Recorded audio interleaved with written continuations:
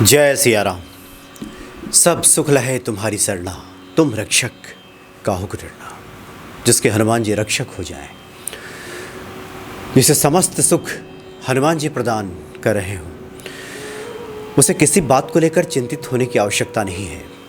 जब हम किसी संत महात्मा से सुनते हैं कि हनुमान चालीसा पढ़ने से संकटों का निवारण हो जाता है और हम हनुमान चालीसा पढ़ना शुरू करते हैं, श्री हनुमान जी के विग्रहों का दर्शन करना शुरू करते हैं और किसी कारण से हमारे मनोरथों के सिद्धि में विलंब हो रहा होता है, तो मन में कई तरह के सवाल उठने लगते हैं कि हनुमान जी हमारी सुन नहीं रहे हैं। लेकिन हनुमान जी तो हमेशा सुनते हैं, हर क्षण सुन रहे हैं।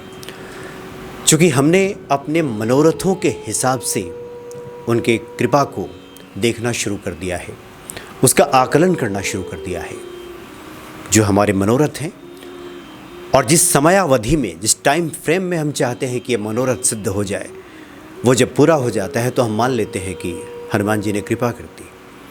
लेकिन वो समय जब इधर उधर होता है तो मन में इस तरह की शंका पैदा होनी शुरू हो जाती है। लेकिन विश्वास कीजिए, हनुमान जी उचित अवसर आने पर इसका उचित प्रतिफल निश्चित ही देंगे। क्योंकि हनुमान जी के दर पे कोई जाए, उनकी कोई पूजा आराधना करे, उनके विग्रहों का दर्शन करे, हनुमान चालीसा का पाठ कर ले, क्षण भर, संत तो कहते हैं कि क्षण भर के लिए भी हनुमान जी के प्रति हमारे मन में अगर एक लगाव पैदा हो गया, एक विश्वास बढ़ गया, जुड़ाव पैदा हो गया, तो उसी से व्यक्ति धन्य हो उठता है। और हनुमान जी उसके सकल मनोरथ, यहाँ सकल मनोरथ का तात्पर्य है कि जो उसके लिए कल्याणकारी है वो हनुमान जी करना शुरू कर देते हैं। शुरू में लगता है कि हमारी बात क्यों नहीं सुन रहे हनुमान जी। बाबा नीम करोली जी महाराज के कई अलौकिक प्रसंग हैं जिन्हें लोग हनुमान जी की प्रतिमूर्ति मानते हैं। और बाबा नीम करोली जी महाराज की हमेशा ये कोशिश होती थी कि भक्तों को ईश्वर से जोड़ दिया जाए। जो जैसे जुड़े, बातें समझ में आ रही हैं तो ठीक, बातें समझ में नहीं आ रही हैं तो कुछ ऐसी लीला करके, उसके जीवन से संकटों का निवारण करके, ऐसे ऐसे भक्त हुए जिनके बीमारी को स्वयं बाबा जी ने अपने ऊपर ले लिया, उनको निरोग कर दिया, अपने लीलाओं के माध्यम से ईश्वर से जोड़ा। बाबा जी के एक अनन्य भक्त हुआ करते थे। हर घड़ी बाबा जी का ध्यान, बाबा जी जब भी उनके घर पे पहुँचे तो उनका आवभगत, उनका सत्कार किया करते थे। एक बार की बात है कि उस घर की महिला अपने 8 महीने के बच्चे को लेकर छत पे टहल रही थी और एक जो दूसरा बेटा है उस महिला का, 7-8 साल का, वो छत पे पतंग उड़ा रहा था। 7-8 साल का बच्चा कह रहा था कि अपनी माँ से कि पतंग उड़ाने में दिक्कत हो रही है, तुम मेरी सहायता करो। तो माता 7-8 साल के बच्चे को सहायता करती है, सहायता करने में लग जाती है कि इस प्रकार से पतंग उड़ाओ। और इसी क्रम में होता यह है कि 8 महीने का बच्चा गोदी से छूट जाता है और सीधे जाकर छत से नीचे गिर जाता है। लगभग 12-14 फीट की ऊंचाई से बच्चा नीचे जाकर सीधे फर्श पर गिर जाता है। लोग भागते हुए जाते हैं, इतनी बड़ी अनहोनी हो गई है और लोग देखते हैं कि बच्चा तो हंस रहा है, खेल रहा है। लेकिन लोगों को लगा कि शायद बच्चे को हड्डियों में चोट नहीं आई है, अंदरूनी चोट तो हो ही सकती है, इसलिए डॉक्टर के पास सभी बच्चे को ले जाते हैं।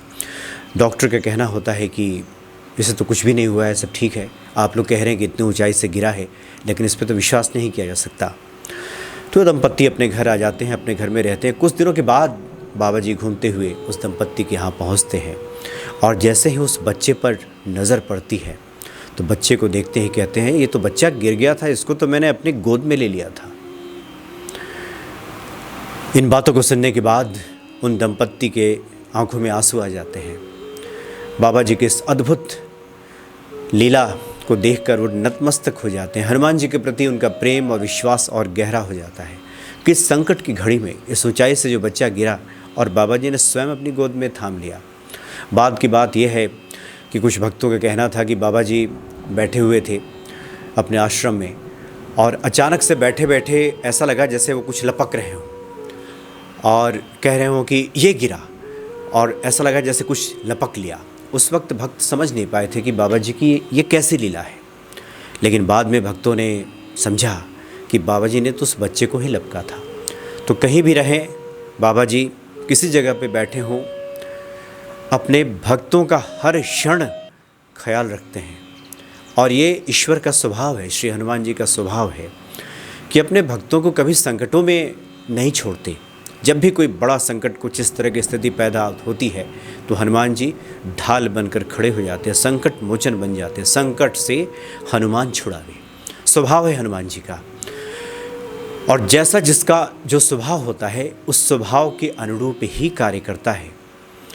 इसलिए जो लोग भी हनुमान जी के स्वभाव से परिचित हैं, प्रभु राम के स्वभाव को जानते हैं कि वो करुणा निधान है, निश्चित ही करुणा करेंगे। जो लोग भी हनुमान जी की शरण में हैं, वक्त आने पर हनुमान जी ऐसे भक्तों की रक्षा करते हैं। और प्राण पे भी अगर संकट आन पड़ा हो, प्राणों का संकट हो, तब भी हनुमान जी तनिक भी देर नहीं करते और अपने भक्त की खातिर दौड़े चले आते हैं। कई ऐसी लीलाएं हैं श्री नीम करौली जी महाराज की, बाबा नीम करौली जी महाराज की, जिसको श्रवण करने के बाद, पढ़ने के बाद, सुनने के बाद उनके प्रति ये भक्ति आस्था बढ़ जाती है। सिर्फ वो अपनी बातों से लोगों को नहीं समझाया करते थे, वो समझते थे कि जिसकी जहाँ पीड़ा है, जहाँ परेशानी है, उस परेशानी का निराकरण जब तक नहीं होगा तो सिर्फ बातों से तो बात बनेगी नहीं। इसलिए ऐसी अद्भुत लीलाएं करके बाबा नीम करौली जी महाराज भक्तों को श्री हनुमान जी से जोड़ दिया करते थे। अद्भुत हैं बाबा, अद्भुत हैं श्री हनुमान जी। जय सिया राम।